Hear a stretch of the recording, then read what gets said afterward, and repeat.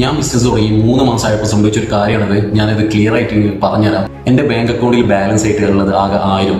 എന്നിട്ട് എനിക്ക് വാടക നാളെ കൊടുക്കണം, അതായത് 7000 രൂപ വാടക കൊടുക്കണം. എവിടെ നിന്നിട്ട് കൊടുക്കുന്ന അറിയില്ല, കാരണം ഒരു ക്ലയൻറ്റും ഇല്ല, ഒരു എമൗണ്ട് കൊടുത്ത് കിട്ടാനില്ല, ആകെ ലോക്കായിട്ട് അവസ്ഥ. അന്നിങ്ങനെ രാത്രി കുറേ ഇരുന്ന് ഇങ്ങനെ ആലോചിച്ച് നമ്മുടെ ഡിസിഷൻ അടക്കം, നമ്മൾ എടുത്ത ഡിസിഷൻ കറക്റ്റ് ആണോ, എല്ലാ കാര്യങ്ങളും ചോദ്യം ചെയ്ത് നമ്മളോട് പറഞ്ഞ് ഇൻസ്പയർ ചെയ്ത ആൾക്കാർ അവരൊക്കെ പോയി. കാരണം അവരൊക്കെ പറഞ്ഞ് പാഷൻ ഫോളോ ചെയ്യുക, നമുക്ക് അത് കിട്ടും, പൈസ പുറകുന്നു, കുറേ കാര്യങ്ങൾ. നമ്മൾ ബിസിനസ്സിൽ ഇറങ്ങുമ്പോൾ നമ്മളെ ഹൈപ്പും ഇപ്പോൾ ഇൻസ്റ്റാഗ്രാമിൽ കാണുന്ന കുറേ കാര്യങ്ങൾ, അങ്ങനത്തെ കുറേ സംഭവങ്ങൾ, അതൊക്കെ അന്ന് രാത്രി ഡൈവേർട്ടായി. ബാക്കിയുള്ളതെന്ന് പറഞ്ഞാൽ റോ ആയിട്ടുള്ള കുറച്ച് ട്രൂത്തും സത്യങ്ങളും മാത്രമേ ബിസിനസ്സിൻ്റെ. അന്ന് മുതലാണ് ഞാൻ ബിസിനസ്സിൻ്റെ സത്യാവസ്ഥയും കാര്യങ്ങളും അറിഞ്ഞു തുടങ്ങിയത്. അതായത് ബിസിനസ് എന്ന് പറഞ്ഞാൽ പുറമെ കാണുന്ന സുഖരസം മാത്രമല്ല, ഇൻസൈഡ് ഒരു സ്ട്രഗിളാണ് നമ്മൾ ബിൽഡ് ചെയ്യുന്ന ആ ഒരു ടൈം പീരീഡിൽ.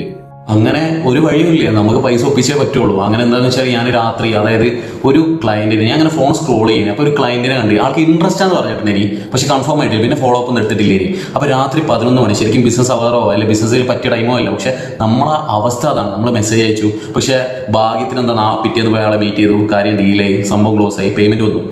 അപ്പോൾ ഞാൻ അതിൽ പറഞ്ഞൊരു കാര്യം, ഈ ഒരു സ്ട്രഗിൾ അല്ലെങ്കിൽ ഈ ഒരു മൊമെന്റ് എനിക്ക് തന്നൊരു പാടുണ്ട് എൻ്റെ ലൈഫിൽ. കാരണം നമ്മൾ പുറമേ നിന്ന് കാണുന്ന ഒരു വലിയൊരു സംഭവമേ ഇല്ല ഇൻസൈഡ് ഉള്ളതെന്ന് മനസ്സിലാക്കുന്ന ഒരു സിറ്റുവേഷനാണ്. കറക്റ്റ് ഈ കംഫർട്ട് സോൺ എന്നൊക്കെ പുറത്തു വരിക, അല്ലെങ്കിൽ പ്രഷർ സിറ്റുവേഷൻ ഹാൻഡിൽ ചെയ്യുക, പിന്നെ അതുപോലെ ഇങ്ങനത്തെ കുറേ സിറ്റുവേഷൻ്റെ ഒരു ചെറിയൊരു ഭാഗം ഞാൻ അന്ന് ഫീൽ ചെയ്ത്.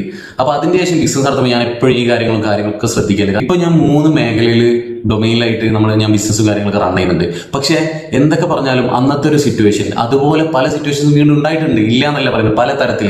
ചിലപ്പോൾ ഫൈനാൻസിൻ്റെ രീതിയിലായിരിക്കും, ചിലപ്പോൾ കോൺഫ്ലിക്ട്സിൻ്റെ രീതിയിലായിരിക്കും, ചിലപ്പോൾ വേറെ എന്താ പ്രശ്നങ്ങളൊക്കെ ആയിരിക്കും.